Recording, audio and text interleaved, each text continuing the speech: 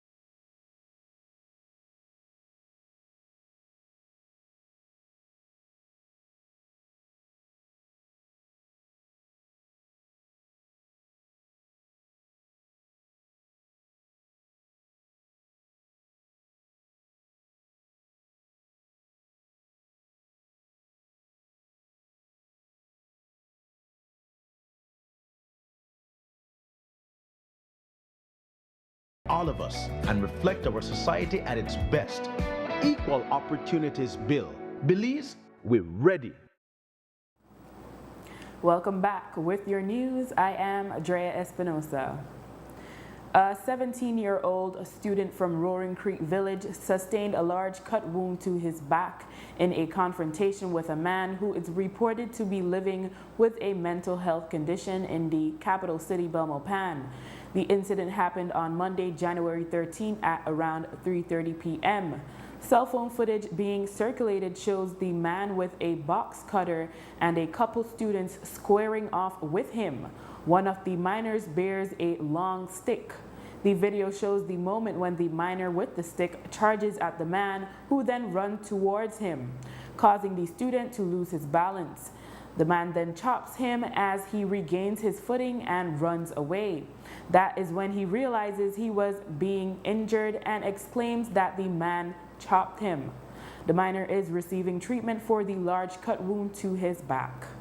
Police have retrieved the box cutter from the 45-year-old man, reported not to have a fixed address.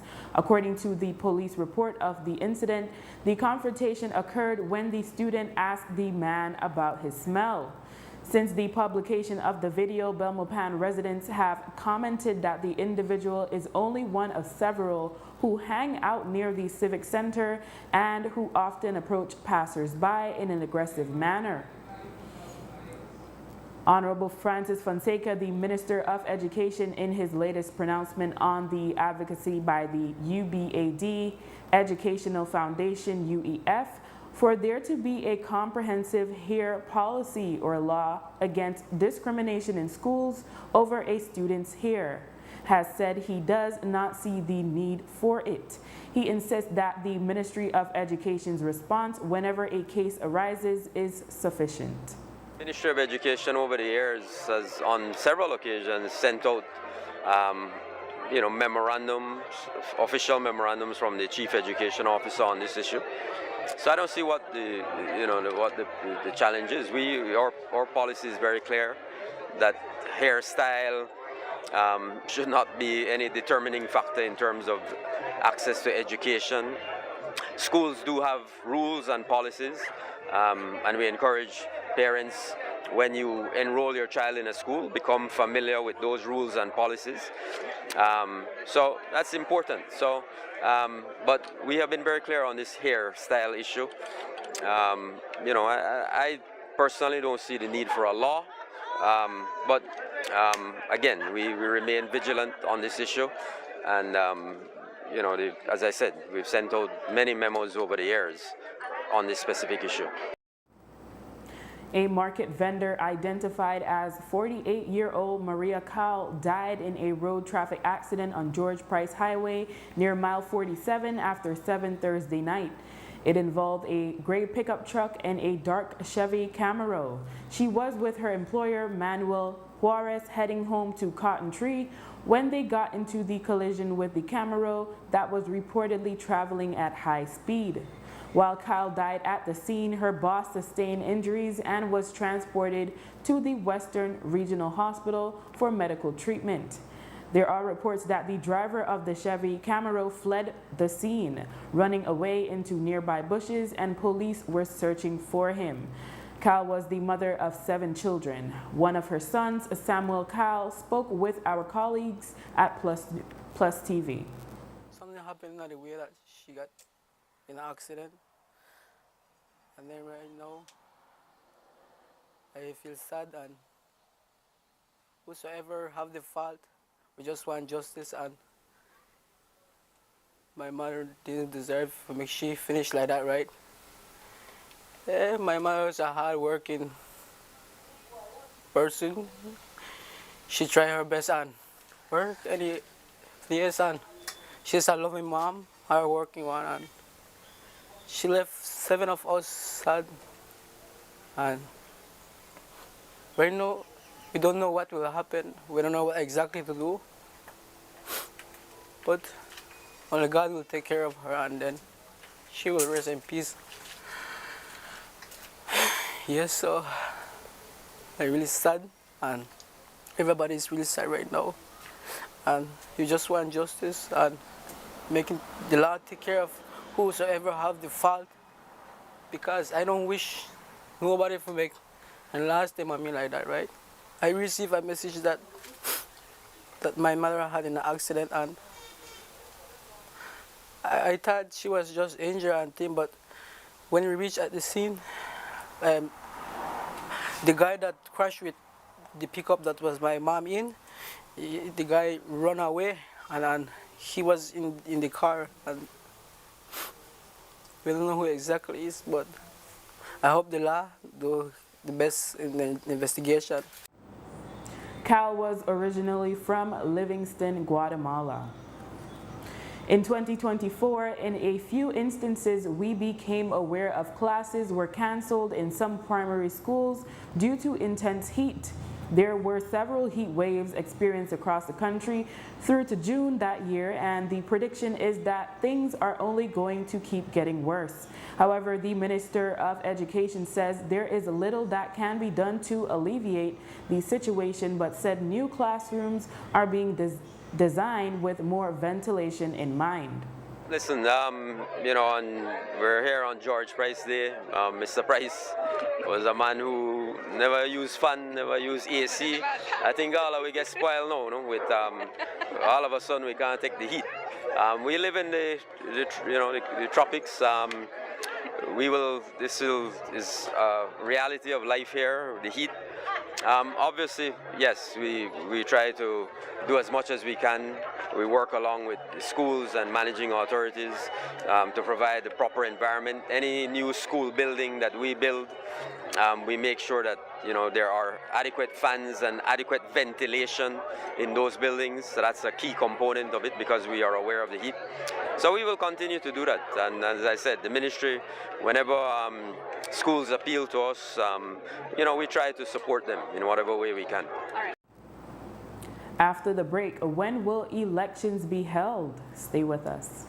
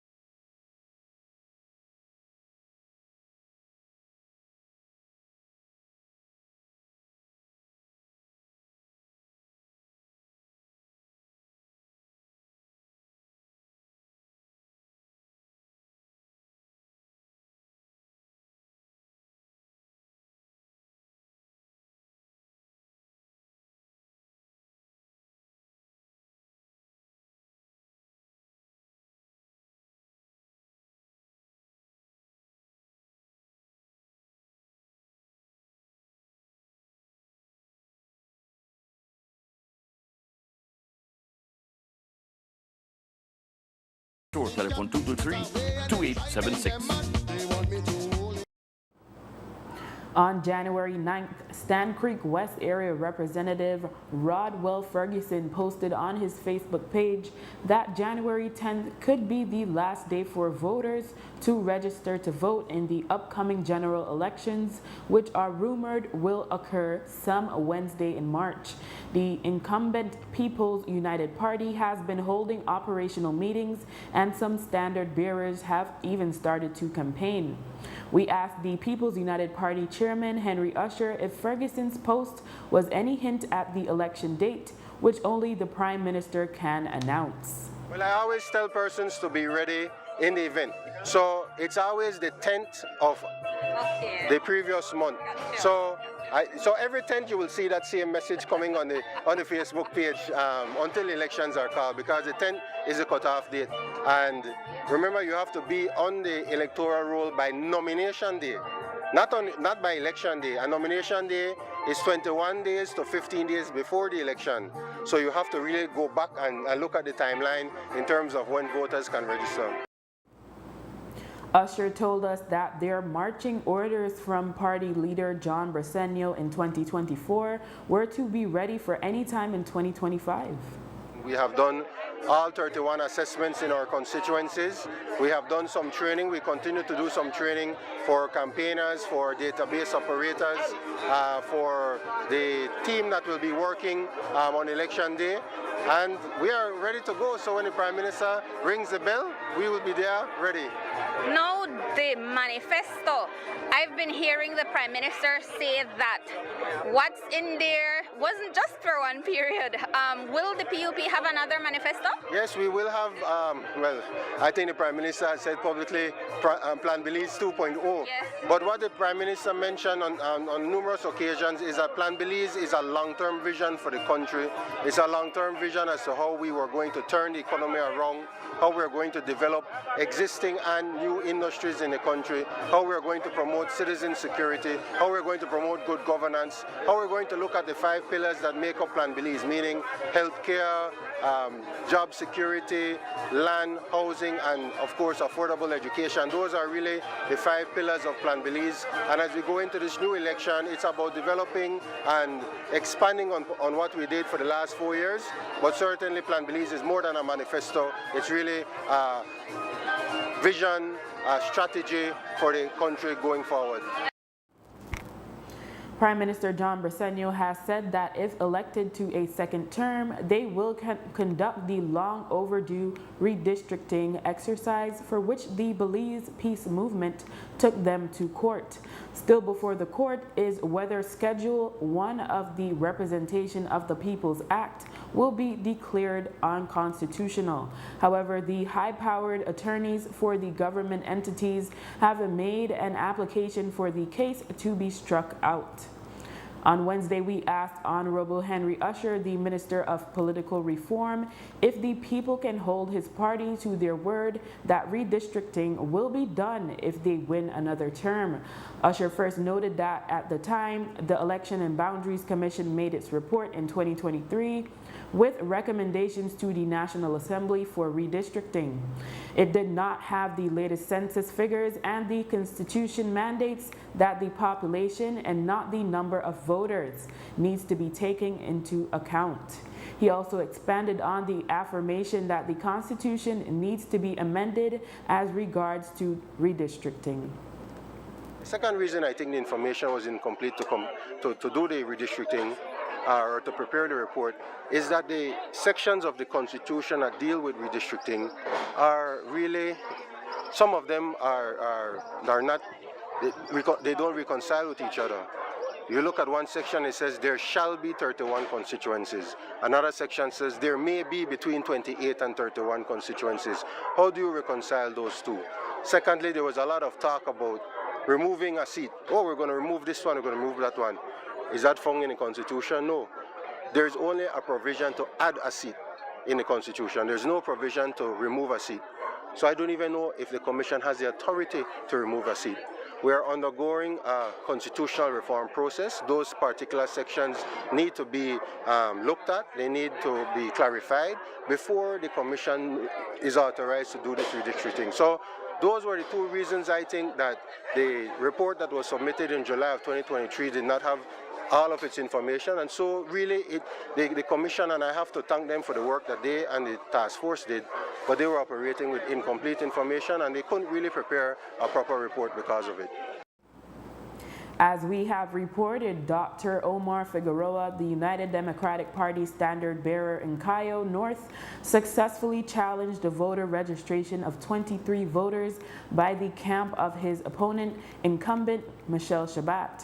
Figueroa had applied to challenge the transfer of over 100 voters and said that the other 70 voters were not ordered removed from the voters' roll in the division due to technicalities. He also said that the questionable transfers actually encompassed over 400 voters.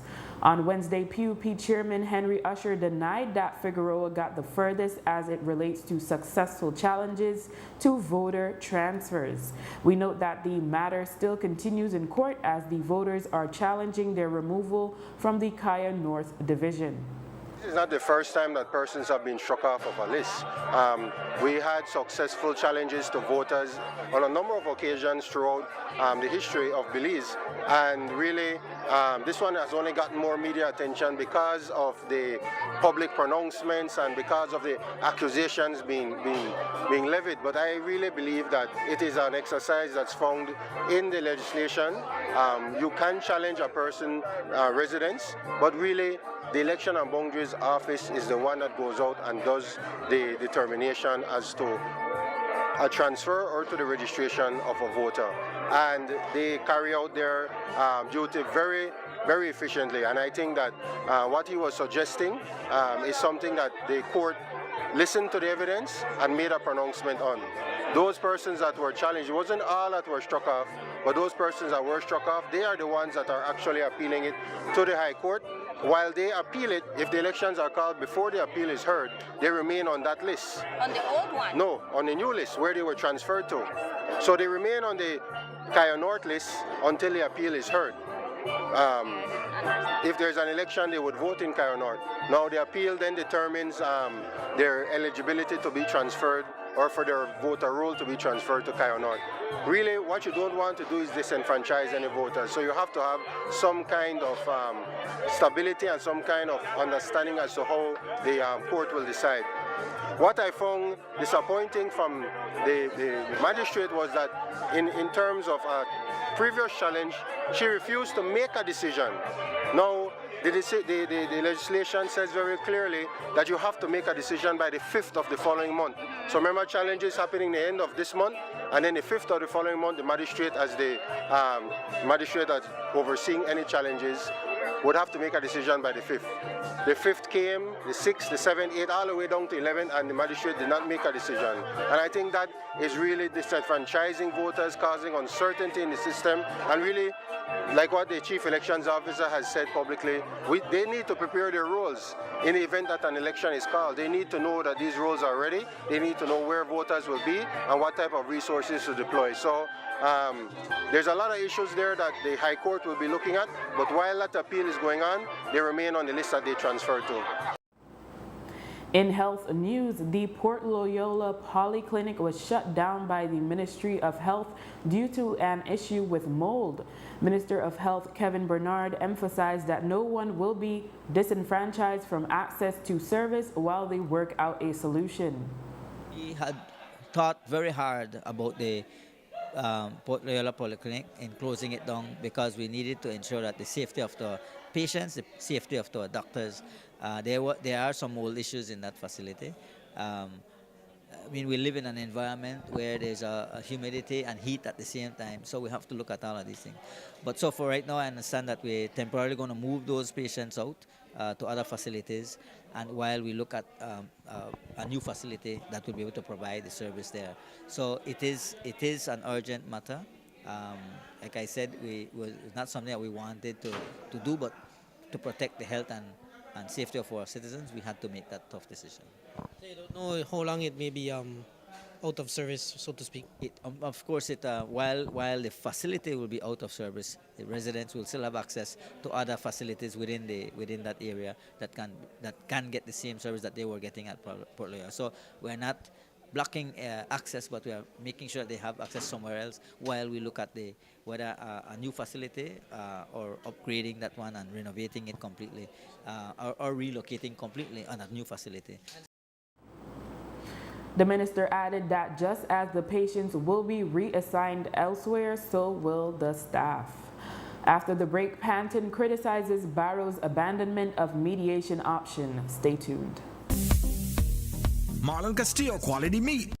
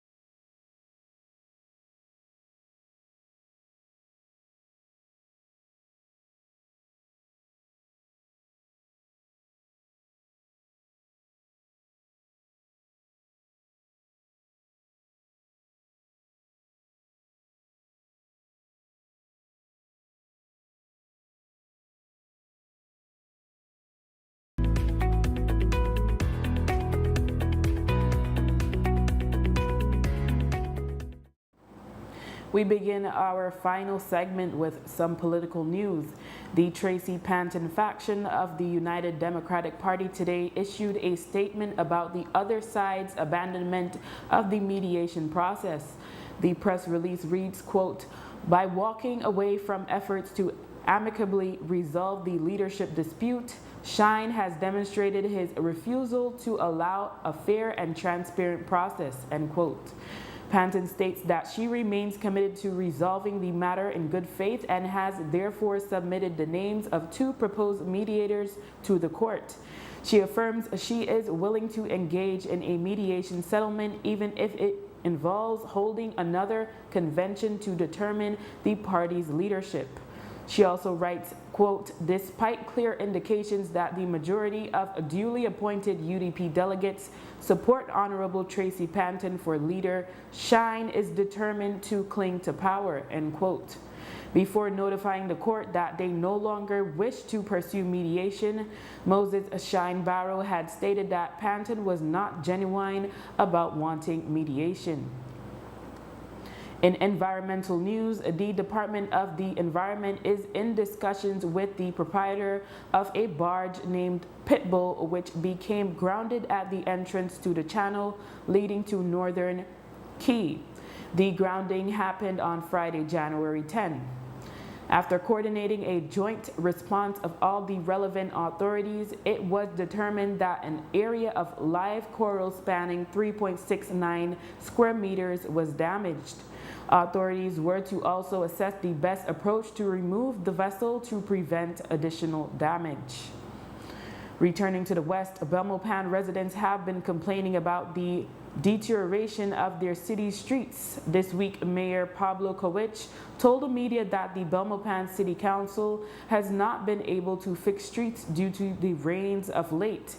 He did share the temporary fix they have planned and which they hope to commence soon, but said they have approached the Ministry of Infrastructure Development and Housing for a more permanent solution. Once it rains, there is no permanent solution that can be applied to fix the streets. So what we had to do was mostly fill potholes with All-In and White Mall to temporarily fill the holes so that people aren't damaging their vehicles. Unfortunately, once it rains 2 or 3 days after we fill the holes, the water takes back out the material and the hole is there again.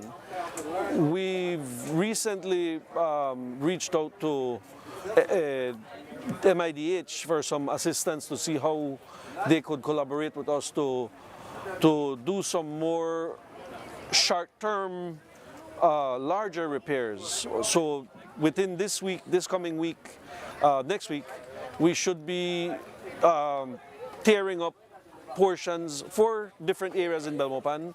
This corner here at St. Martin Road, not St. Martin Road, the following one, George Price, the road that takes you to the George Price Center, the corner by Nargosta and Libertad, the entrance by Las Flores, and the little stretch of road in front of Wang Mart beside ANR.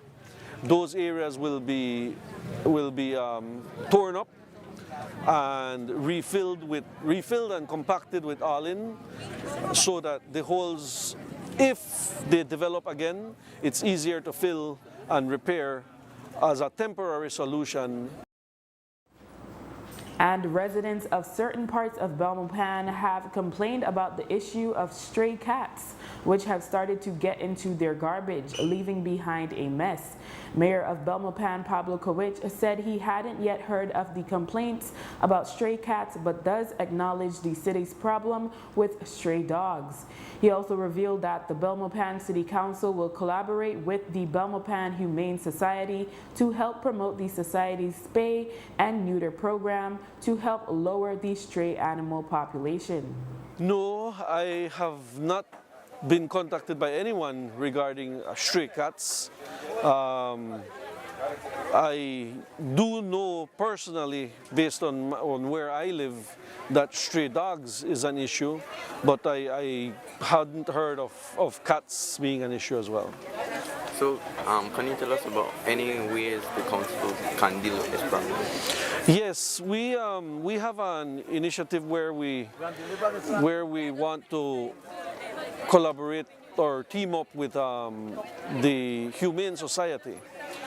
We believe that with our partnership, we can try to assist with the Humane Society executing some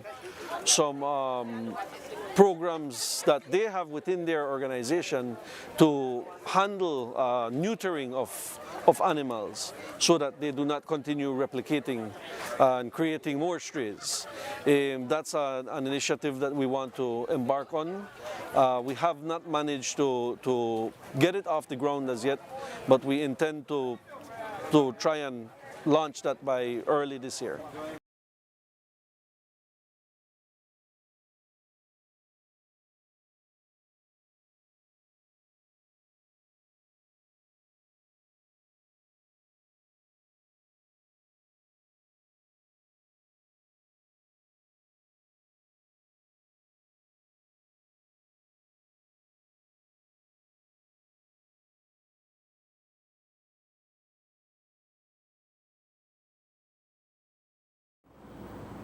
And with that, we have come to the end of our newscast. The repeat can be viewed on this station later tonight at 9 and again at midday.